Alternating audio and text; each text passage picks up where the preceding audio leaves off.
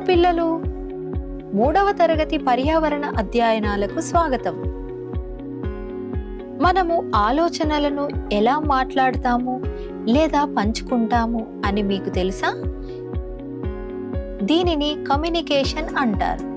ఇతరులతో మాట్లాడటానికి మనము పదాలు, చర్యలు మరియు సంకేతాలను ఉపయోగిస్తాము. దాని గురించి మనము మరింత తెలుసుకుందాం. నేటి పాఠంలో అందరితో కలిసి కమ్యూనికేషన్. అభ్యాస ఫలితం. ఈ పాఠం యొక్క చివర్లో మీరు అర్థం చేసుకోగలుగుతారు. మానవులు మరియు జంతువులు ఎలా సంభాషణలు చేస్తాయి? చాలా కాలం క్రితం మరియు ఈ రోజు ప్రజలు ఎలా సందేశాలు పంపారు? మొదట మైండ్ మ్యాప్ని చూడండి.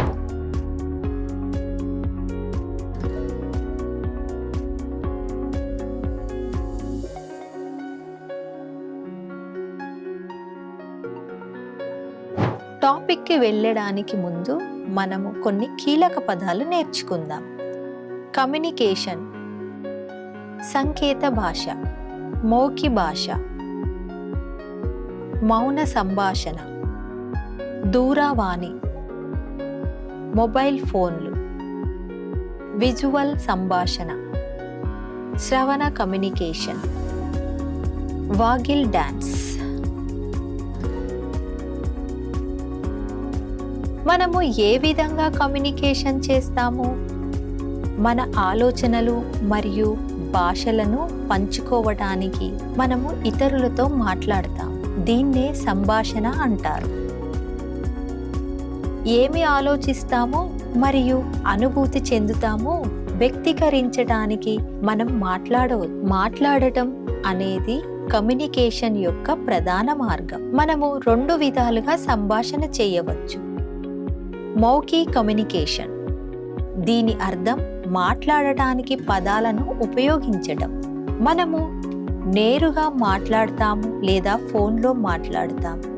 నాన్ వర్బల్ కమ్యూనికేషన్ అంటే పదాలను ఉపయోగించకపోవడం అని అర్థం. మన చర్యలు, శరీర కదలికలు మరియు వ్యక్తీకరణలను ఉపయోగిస్తాము. ఉదాహరణకు చేతులు ఊపడం, చిరునవ్వు నవ్వడం లేదా తల ఊపడం. కాబట్టి మనము పదాలతో మాట్లాడవచ్చు లేదా చర్యలతో మన భావాలను చూపించవచ్చు.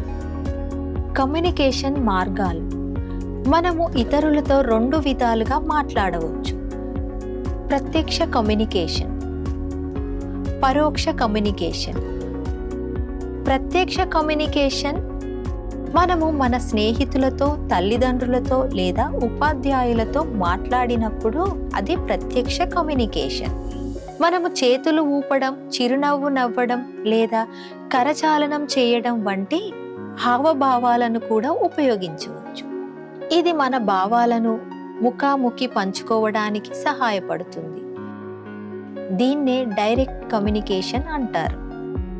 పరోక్ష కమ్యూనికేషన్. కొన్నిసార్లు మనం ఎవరితోనూ మాట్లాడకుండానే సమాచారాన్ని పొందుతాము. టీవీ చూడడం, రేడియో వినడం లేదా వార్తాపత్రిక చదవడాన్ని పరోక్ష కమ్యూనికేషన్ అంటారు. పరోక్ష కమ్యూనికేషన్కు ఉదాహరణలు పోస్ట్ కార్డులు, ఫోన్ కాల్లు, ఈమెయిల్లు, టెక్స్ట్ సందేశాలు మరియు లేఖలు. పాత రోజుల్లో కమ్యూనికేషన్ మార్గాలు. పురాతన కాలంలో ప్రజలకు ఫోన్లు లేదా ఇంటర్నెట్ లేదు. సుదూర ప్రాంతాలకు సందేశాలను పంపడానికి వారు ఇతర మార్గాలను ఉపయోగించేవారు. అవి డ్రంపింగ్, పొగ సంకేతాలు, పావురాల వంటి పక్షులతో ఉత్తరాలు పంపడం, కాలినడకన లేదా గుర్రాలపై వ్యక్తుల ద్వారా సందేశాలను పంపడం. ఇవాళ మనము వీటిని ఉపయోగించడం ద్వారా దూరంగా ఉన్న వ్యక్తులతో మాట్లాడుతూ ఈమెయిల్స్, వచన సందేశాలు, వాట్సాప్ వంటి మెసేజ్ యాప్స్, ఎవరైనా మనకు దూరంగా నివసిస్తున్నప్పటికీ కనెక్ట్ అవ్వడానికి ఇవి మనకు సహాయపడుతున్నాయి. వినలేని వ్యక్తులు ఎలా కమ్యూనికేట్ చేస్తారు? సంకేతాలను చూపించడానికి వారు తమ చేతులు మరియు వేళ్లను ఉపయోగిస్తారు. దీన్నే సైన్ లాంగ్వేజ్ అంటారు. పదాలను ఉపయోగించకుండా ఇతరులతో మాట్లాడటానికి సంకేత భాష వారికి సహాయపడుతుంది. చిత్రంలోని గుర్తులను గమనించండి. ప్రతి గుర్తు ఒక అక్షరాన్ని చూపిస్తుంది. జంతువులు కమ్యూనికేట్ చేస్తాయా? అవును, జంతువులు మరియు పక్షులు వివిధ మార్గాల్లో కమ్యూనికేట్ చేస్తాయి. టచ్ ద్వారా. చీమలు సందేశాలను పంచుకోవడానికి వారి కాళ్ళు మరియు తలను ఉపయోగిస్తాయి. కుక్కలు మరియు పిల్లులు ప్రేమను చూపించడానికి తమ పిల్లలను నాకుతాయి. కోతులు ఒకదానినొకటి శుభ్రపరుస్తాయి. చూడడం ద్వారా. నత్తలు మరియు తాబేళ్లు భయపడినప్పుడు తలను దాచిపెడతాయి. కుక్కలు సంతోషంగా ఉన్నప్పుడు తోకలు ఊపుతాయి. ధ్వని ద్వారా. ఏనుగులు ఒకదానితో ఒకటి మాట్లాడటానికి పెద్ద శబ్దం చేస్తాయి. తోడేళ్లు తమ స్నేహితులను పిలవడానికి అరుస్తాయి. పిల్లలు, మీకు తెలుసా? తేనెటీగలు ఇతర తేనెటీగలతో మాట్లాడటానికి ప్రత్యేక నృత్యం చేస్తాయి. ఆ నృత్యం వారికి ఆహారం ఎక్కడ దొరుకుతుందో చెబుతుంది. దానిని వాగల్ డాన్స్ అంటారు.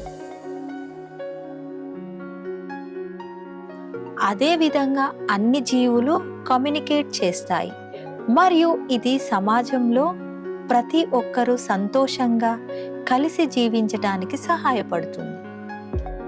పిల్లలు, గుర్తుంచుకోండి, మాటలు, చర్యలు, సంకేతాలు, శబ్దాలు మరియు వాసనల ద్వారా మనము అనేక విధాలుగా కమ్యూనికేట్ చేస్తాము. కనెక్ట్ అవ్వడానికి మరియు సంతోషంగా కలిసి జీవించడానికి కమ్యూనికేషన్ సహాయపడుతుంది. మీరందరూ పాఠం అర్థం చేసుకున్నారని నేను ఆశిస్తున్నాను. సరే పిల్లలు, మనము తర్వాతి పాఠంలో కలుద్దాం. శుభదినం.